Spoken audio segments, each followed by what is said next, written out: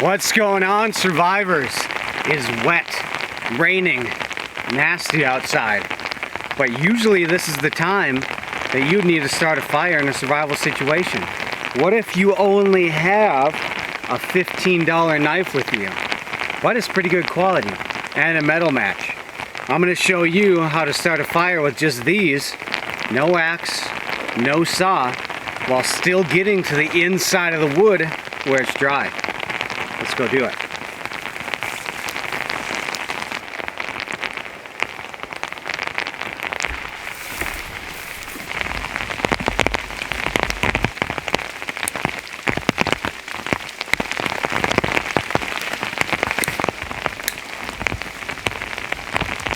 First, think about your survival priorities. Don't kill yourself trying to get a fire going right now. Get yourself under a protected area where it's not raining as hard, and then just stop.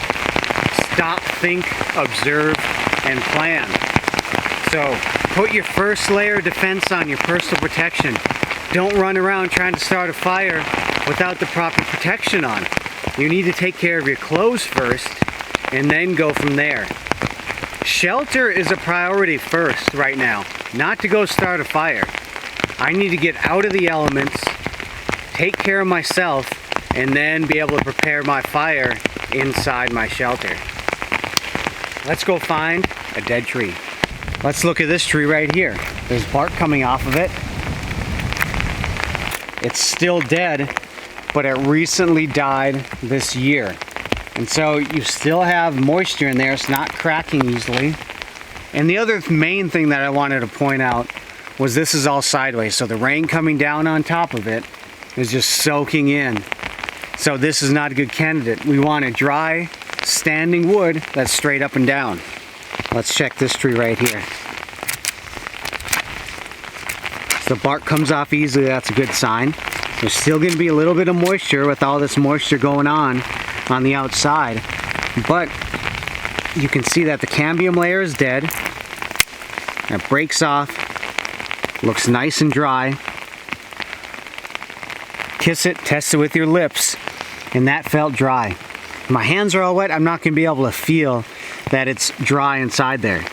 Now we're also looking for a tree that has bark on it because it shields out a lot of the moisture in the area. If the bark is all off of it, if it's buck-skinned, that's exposed to the rain right now and it's soaking in. Another thing that a lot of people don't think about with the bark being off is that it's been dead a lot longer than something with the bark on that's dead.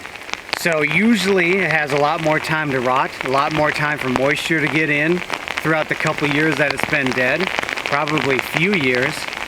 So then when you have one with bark on it, the wood is going to be a lot more solid, easy to split, and a lot less chance of it being rotten on the inside.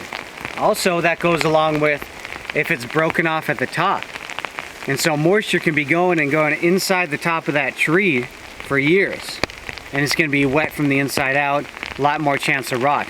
So try and find one with the top on as well. Let's see if we can just push this one right over. Because the size that we're looking for, since we just have a knife, we're not chopping it. See, yep. Yep. Yep. Oh, there's a big tap root there.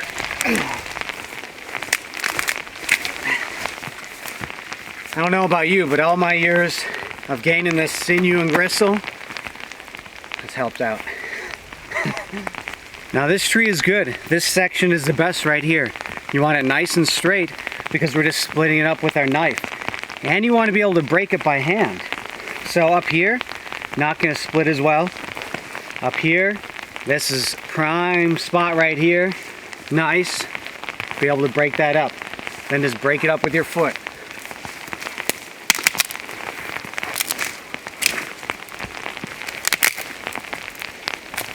Break it up into nice short sections, about a foot, foot and a half, so you can actually split it up with your knife. If it's too long, it's tough sometimes.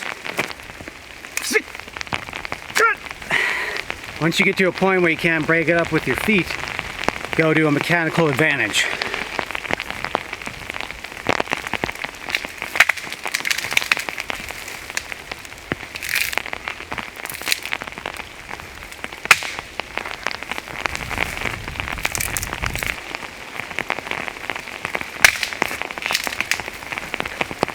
careful now. You don't want it breaking and then you falling over forward.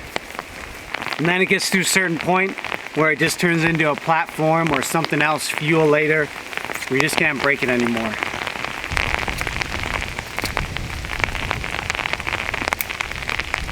Nice. Sometimes you can get lucky and it starts splitting it for you. And then you can pull it right off. You got nice dry pieces of wood right here. Perfect. Now what do you think we want to do with this right now? Throw it on the ground? No, let's put it in our pocket. This is eventually what we're going towards right here, are these pieces of wood splitting up with our knife.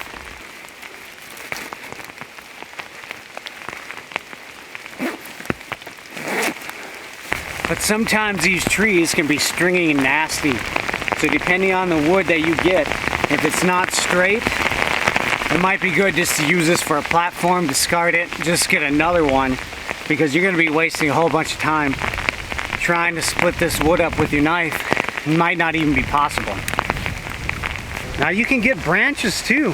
It's a tree as well, but make sure it has the same parameters. Most branches are going to be going out sideways. Make sure that it's still dry. Cut into it, check everything out. Wow, a dead tree. Nope, don't get this one. No bark on it, right? So it's gonna be soaking in all that moisture. Well, what about this one? Can this burn its brush? Yes, it has feelings too. It wants to be burned. As long as it has the same parameters. Dry, dead, standing wood with the bark on. Check the cambium layer with your knife. Yep. Dry. Cracks well. I kissed it, it's dry. Let's break it.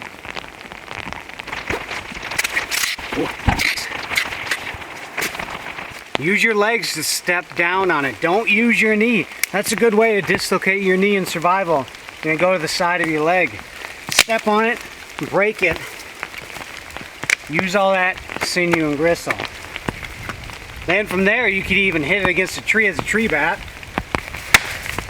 That'll break it apart.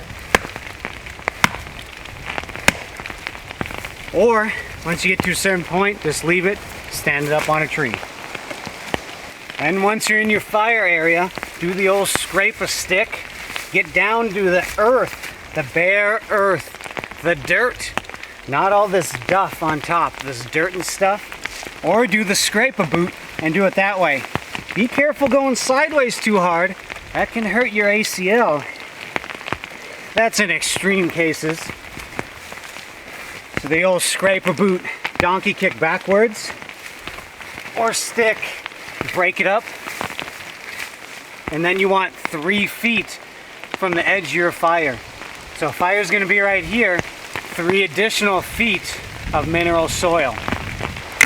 So a lot of times, trying to go in between a knot like this is gonna be too tough for your knife. It's just gonna be a lot of pounding. So attack it from the other side, or go straight from the top of the stick and try and split some that way.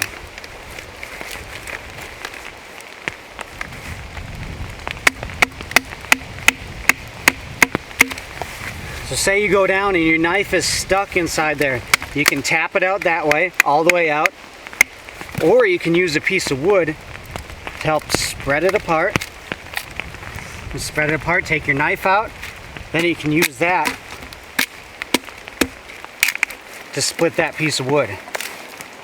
Nice, dry. Start if you see a natural crack. And I'm going to be tapping with this beater stick here.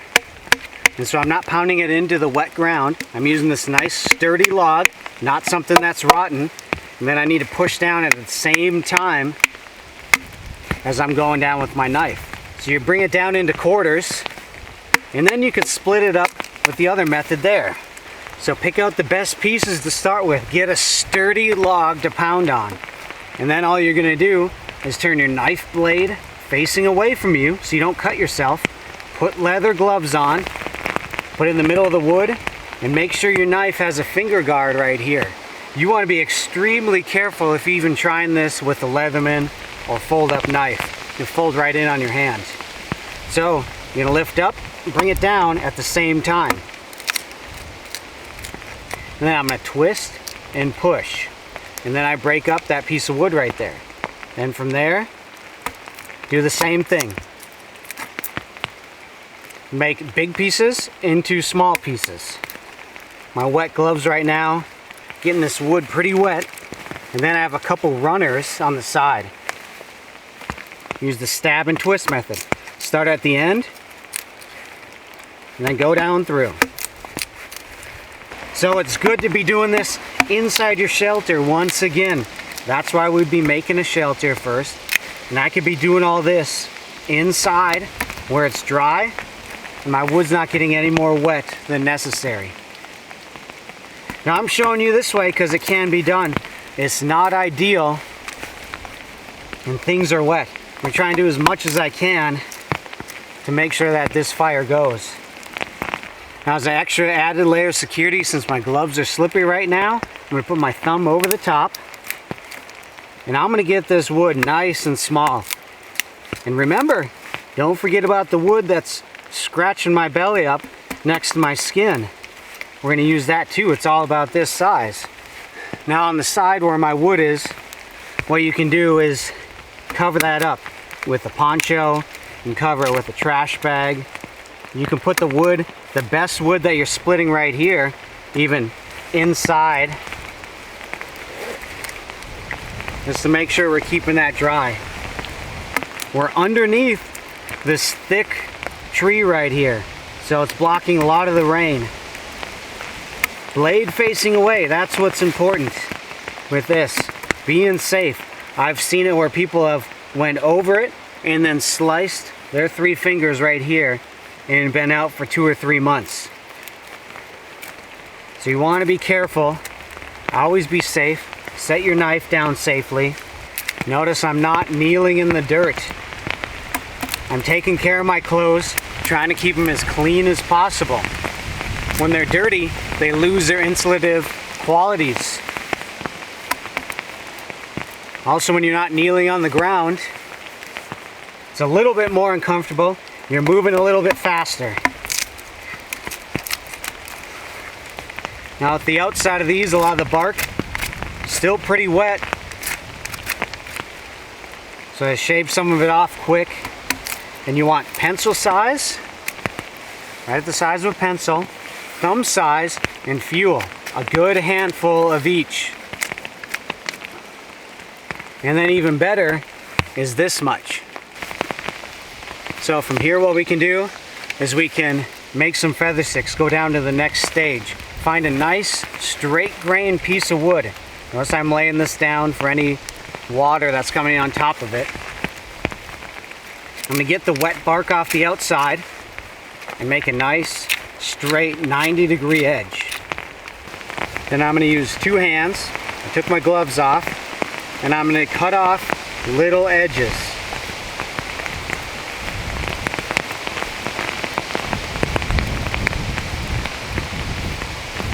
Outside edge, middle. You make 2 edges once you cut off the 2 outside. Outside, outside, middle. Tip angled down. Then once you get down far enough, break it off, and you have some nice feathers. I'm going to keep this dry inside a secure area. Another way to do it is to pound your knife into a piece of wood just slightly, doesn't have to be much. Angle it backwards so you have the angle. I'm looking for a nice straight grain to cut on here. And I can just pull the wood, cutting those little edges off.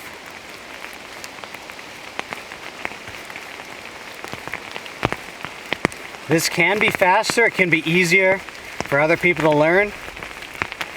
And I'm just rotating the stick just slightly each time I cut. And I'm pushing inwards like this and keeping the angle consistent.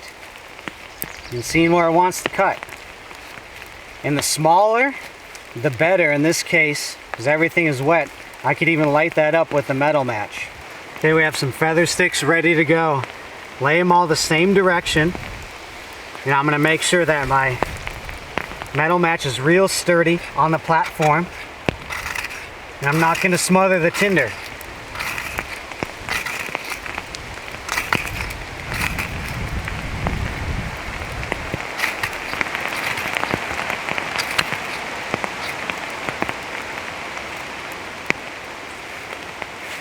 Keep working the hot spot. I'm going to turn this so the flame builds up and goes upwards. Put some more wood on there. When it's so wet like this, you gotta be careful about your wood. And see, I'm using my brace, so I'm not smothering my tinder.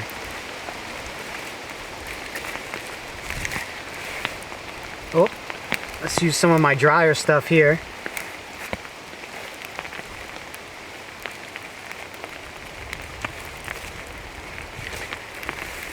Then if we need some more oxygen, let's lift it up. Let that wind come underneath. We're using that brace to help block the wind.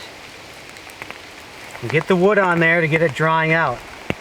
That's why you want to be careful about the best small stuff. Use the best small stuff you can.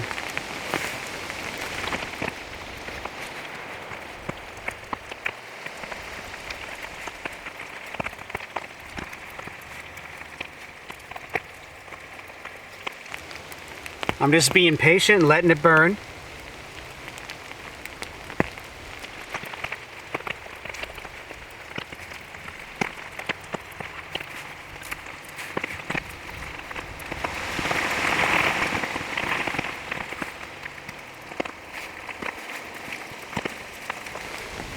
Got all this smoke just trying to dry everything out. Fire's just trying to go.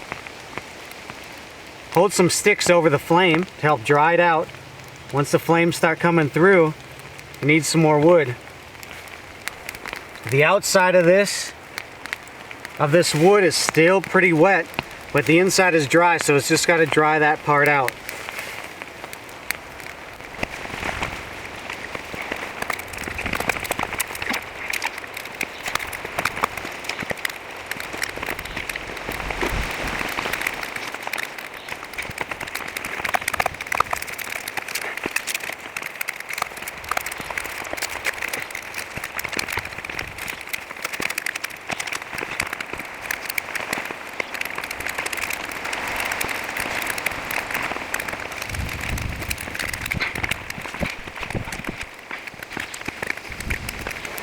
So this is how you start a fire, any environment.